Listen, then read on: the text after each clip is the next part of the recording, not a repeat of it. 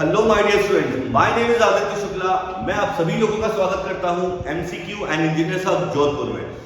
Students, मैं आज एक इंटीग्रल कैलकुलस का एक क्वेश्चन डिस्कस करना चाह रहा हूं यहाँ पे। और इस क्वेश्चन में सिर्फ ये बताने की कोशिश है कि जब गेट में कोई क्वेश्चन आता है तो आप लोगों के बेसिक के अलावा कुछ और भी चीजें होती हैं, जैसे क्वेश्चन को समझ पाना कि एग्जैक्टली क्वेश्चन में पूछा क्या है।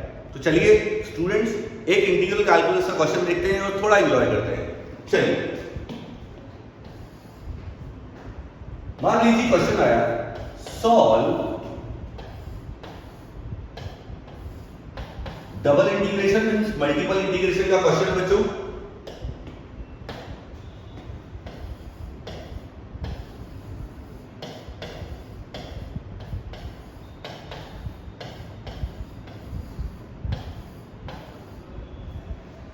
चलिए, अब अगर ये क्वेश्चन एग्जाम में पूछा गया सॉल्व, तो जरा देखिए क्वेश्चन क्या दिखा रहा है आपको। जब भी आप इसको देखें तो डबल इंटीग्रल या मल्टीपल इंटीग्रल के क्वेश्चन में आपको कुछ मैनेजमेंट देखना पड़ता है।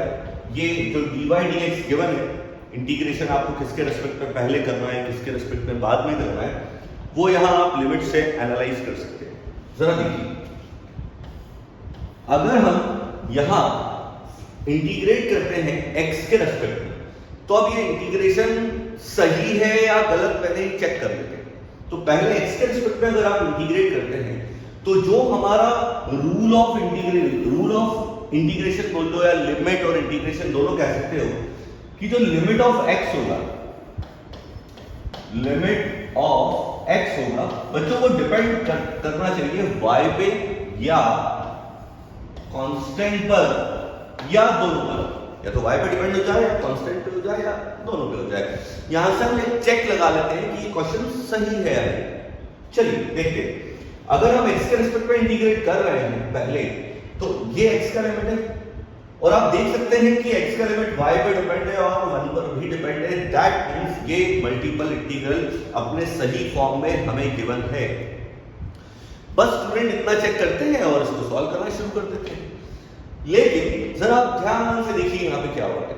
यहाँ पे एक और बेसिक की रिक्वायरमेंट है और वो क्या है, जरा देखिए। अगर आप x के रेस्पेक्ट में इंटीग्रेट कर रहे हैं तो आप देखिए x की डिग्री नोटिस कीजिए। यहाँ पे x की डिग्री देखिए, यहाँ पे ये डिग्री 2 है और यहाँ पर भी डिग्री 2 है। और हम सभी लोग जानते हैं कि cos ऑफ x स्क्वायर का कोई इंटीग्रेशन नहीं है, cos x का इंटीग्रेशन है। मैं cos x का इंटीग्रेशन आप लोगों को पता होगा कि sin x है। इसको मैं दिखाने की और थोड़ा कोशिश करता हूं एक एग्जांपल से। अगर मैं आपसे ये कहूं कि बच्चों ये सॉल्व कर दो, integration 0 to 1 sin x square dx। अब आप देखिए, ये तो सिंगल इंटीग्रेशन है, आप x के रेस्पेक्ट में इंटीग्रेट करेंगे sin x स्क्वायर, तो प्रॉब्लम वही आएगी जो यहां आ रही, ठीक। बट ये क्वेश्चन सॉल्व हो सकता है कैसे, अगर यहां पर एक x आ जाए तो स्टूडेंट को याद आ जाता है कि हम सर पुट कर देंगे x square equal to t और x dx इक्वल टू कुछ dt बाई 2 हो जाएगा और आगे आप सॉल्व कर सकते हैं। तो कहने का मेरा मतलब ये है कि जब भी आप इंटीग्रेशन करते हैं और उसमें ट्रिग्नोमेट्रिकल टर्म, एक्सपोनेंशियल टर्म और लॉगरिथमिक टर्म अगर आ जाए और उसमें आने वाले वेरिएबल की डिग्री अगर 2 है तो वो क्वेश्चन सब्स्टिट्यूशन से होता है। और जब आप इंटीग्रेशन का सब्स्टिट्यूशन करते हैं तो आपको मतलब एक तरीके से आप वेरिएबल को दूसरे वेरिएबल में रिप्रेजेंट करने की कोशिश कर रहे हैं। तो यहां देखिए, ये dx और x ये क्या हो गया, ये dt बाई 2, मतलब dt में कंप्लीट वेरिएबल x कन्वर्ट हो जाना चाहिए। अब यहां अगर आप x स्क्वायर t पुट कर दें तो आप देख सकते हैं कहीं भी क्वेश्चन में कुछ x dx टाइप की टर्म है जिसको आप dt में रिप्रेजेंट कर पाए, नहीं है बच्चों। और इस क्वेश्चन का जो कैच है वो यहीं पे है। मतलब ये क्वेश्चन हमने स्टार्ट किया, समझ लिया कि ये सही है कि नहीं, और जो भी स्टूडेंट सही मान के इसको सॉल्व करने जाएगा तो इसका सोल्यूशन नहीं आएगा। क्यों नहीं आएगा? क्योंकि अगर आप x के रेस्पेक्ट में इंटीग्रेट करना है तो डिग्री 2 है और उसका डिग्री 1 बनाना पड़ेगा और 1 ये बाय सब्स्टिट्यूशन नहीं बनेगा। तो बच्चों actually question change of order of integration का क्वेश्चन, मतलब मेरे कहने का सेंस ये है कि यहां एक ऑर्डर गिवन है, पहले x के रेस्पेक्ट में इंटीग्रेट कीजिए और फिर y के रेस्पेक्ट में इंटीग्रेट कीजिए, ये एक ऑर्डर गिवन है और इस क्वेश्चन का ऑर्डर बदलना पड़ेगा। इसके लिए इतनी जानकारी स्टूडेंट को होना चाहिए, तभी वो रिकॉग्नाइज कर पाएगा कि this question belongs to the change of order of integration. अब जरा आप देखें, यहां अगर मैं डायरेक्टली ऐसा लिखूं, मान लीजिए dy dx नहीं होता और यहां होता dx dy, तो मैंने क्या किया, मैंने इसका ऑर्डर बदल दिया, अभी सॉल्व नहीं किया, बस ऐसे लिख दिया। और अब अगर मैं y के रेस्पेक्ट में इंटीग्रेट करता हूं पहले, तो आप नोटिस कीजिए कि जब भी आप y के रेस्पेक्ट में इंटीग्रेट करेंगे तो ये x² तो कांस्टेंट के जैसे बच्चों ट्रीट होगा, और ये देखिए y का डिग्री कितना है 1, मतलब ये डायरेक्ट इंटीग्रेट हो सकता है।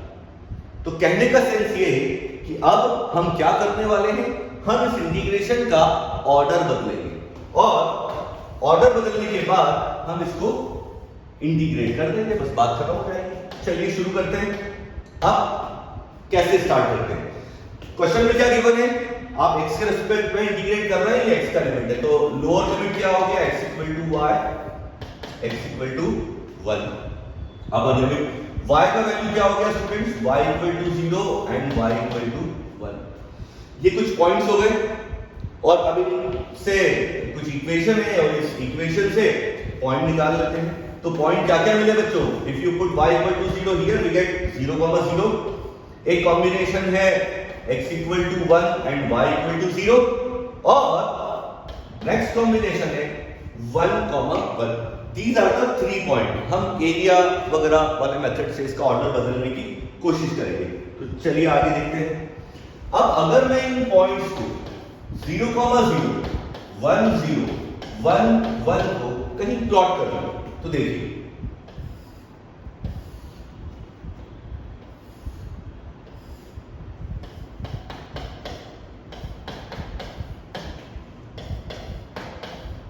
ये हो गया O, A, B and this line is x = y।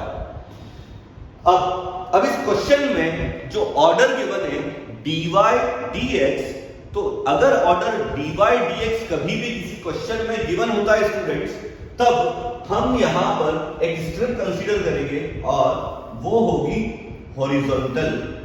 अब बहुत सारे स्टूडेंट को कंफ्यूजन होता है कि सर ये हॉरिजॉन्टल स्ट्रिप आपने कैसे ले ली। स्टूडेंट्स अगर dy dx गिवन है तो you must take a horizontal strip. अब इसको क्रॉस चेक करो। हॉरिजॉन्टल स्ट्रिप का एक रूल होता है कि स्ट्रिप जिस किसी भी एक्सिस के पैरेलल होती है, आप देखिए ये किसके पैरेलल है, x के, तो वो x का लिमिट निकालेगी। अब इसको चेक कैसे कर रहे हैं, स्ट्रिप के लोअर एंड पे आप देखिए x = y और अपर एंड पे आप देखिए यहां x = 1 है। और अगर हम प्रीवियस स्लाइड पे चलें तो हमारी x = लोअर लिमिट कितनी थी बच्चों, y, और अपर लिमिट x = 1। मतलब जो हमने यहां डायग्राम बनाया वो बिल्कुल सही है। अब सिर्फ क्या करना बाकी है स्टूडेंट्स, इस क्वेश्चन का ऑर्डर हम बदल देते हैं। ऑर्डर बदलने के लिए क्या करना पड़ेगा, अभी मैंने आपसे कहा dy dx means horizontal strip. मतलब अगर मैं इस स्ट्रिप को वर्टिकल बना दूं, आप देखिए इस ग्रीन स्ट्रिप को ये वर्टिकल बना दिया और this vertical strip is called dx dy, तो इसका ऑर्डर बदल जाएगा। अब मैंने आपसे स्ट्रिप का रूल क्या कहा था, स्ट्रिप जिस किसी भी एक्सिस के पैरेलल है वो उसकी लिमिट निकाले। आप देख लीजिए स्ट्रिप किसके पैरेलल है, y एक्सिस, तो ये y का लिमिट आपको दे देगी और स्ट्रिप के लोअर एंड पे y का लोअर लिमिट मिल जाएगा और स्ट्रिप के अपर एंड पे y का अपर लिमिट।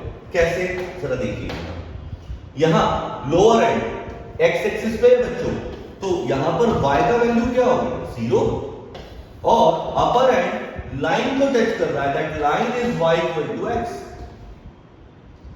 अब ये y का लिमिट ऑफ y हो गया। अब x का लिमिट कहां मिलेगा, x एक्सिस पे, और इस एक्सिस पे x का मिनिमम वैल्यू 0 और मैक्सिमम 1 है, that means limit of x is x = 0 to x = 1। अब हम ऑर्डर बदल चुके हैं, चलिए देखते हैं। अब हमारा क्वेश्चन होगा limit 0 to 1 0 to x x square, function same रहेगा बच्चों, कभी भी ऑर्डर बदलते समय फंक्शन चेंज नहीं होता है, और ये हो गया स्टूडेंट्स dx dy। तो एग्जामिनर ने क्वेश्चन उस ऑर्डर में दिया कि वो क्वेश्चन आपको दिखने में सही लगे, बट अगर आप उसको डायरेक्टली सॉल्व करें तो वो सॉल्व ना हो, और अगर आप थोड़ा बेसिक यूज करके ये एनालाइज कर लें, रिकॉग्नाइज कर लें कि सर इसका ऑर्डर हम बाय यूजिंग सच मेथड हम बदल सकते हैं। चलिए इंटीग्रेट कर देते हैं। अब पहले किसके रिस्पेक्ट में करना है? y के रिस्पेक्ट में, and the rule is limit of y should depend on x और कांस्टेंट। देख लीजिए डिपेंडेंट। अब आप देखिए y integration with respect to y, x क्या ट्रीट होगा? कांस्टेंट। ये देखिए x square as it is. cos का इंटीग्रेशन कितना होता है?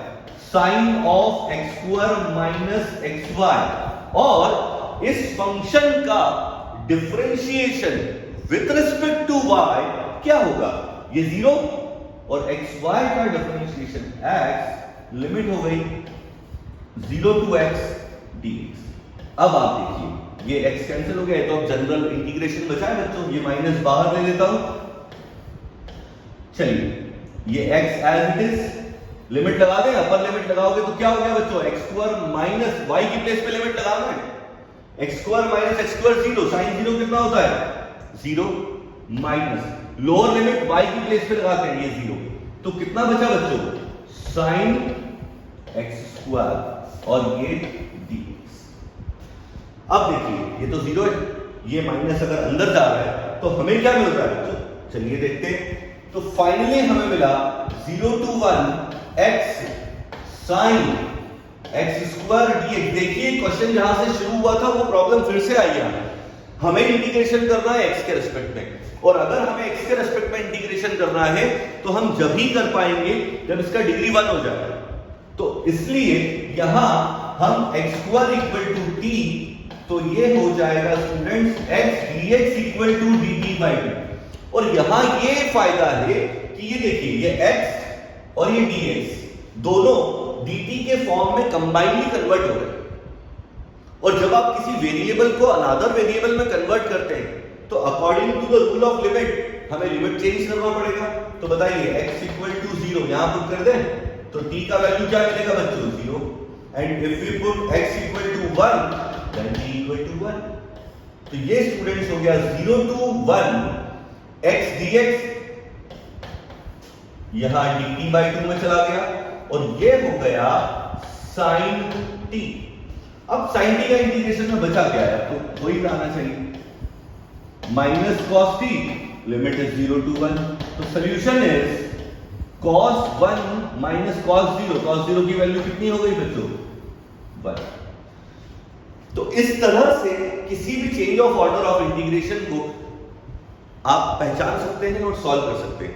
सॉल्यूशन स्टूडेंट आप कर सकते हैं। मेरा इस लेक्चर का एम ये था कि मैं आपको ये बता पाऊं कि आप अगर अपने 2 लाइन का अगर आप बेसिक तैयार कर लें तो आप एग्जाम में क्वेश्चन रिकॉग्नाइज कर पाएंगे, और स्टूडेंट क्वेश्चन सॉल्व तो जब ही होगा ना जब आप रिकॉग्नाइज कर पाए। तो बस यही कहना था। अगले किसी लेक्चर में मैं इसी क्वेश्चन को, आपने नोटिस किया यहां पर कितने पेजेस लग गए? 1 2 3, कितने सारे पेजेस हो गए हैं। अगर ये क्वेश्चन यहां लिखा हो, यहां पर ये लिखा हो और राइट में ही हम इसका सॉल्यूशन निकाल दें जस्ट 10 सेकंड में, ये हम किसी और लेक्चर में सीखेंगे। बट उसके लिए इस तरह का बेसिक रिक्वायरमेंट होगा, बेसिक बिल्ट होगा तो ही क्वेश्चन को आसानी से हम सॉल्व कर पाएंगे। आई होप गाइस आप लोगों को ये लेक्चर अच्छा लगा होगा। आप चैनल को सब्सक्राइब करना मत भूलिएगा, सेशन को लाइक कीजिएगा। फिर से मिलता हूं मैं, तब तक के लिए बाय बाय, टेक केयर।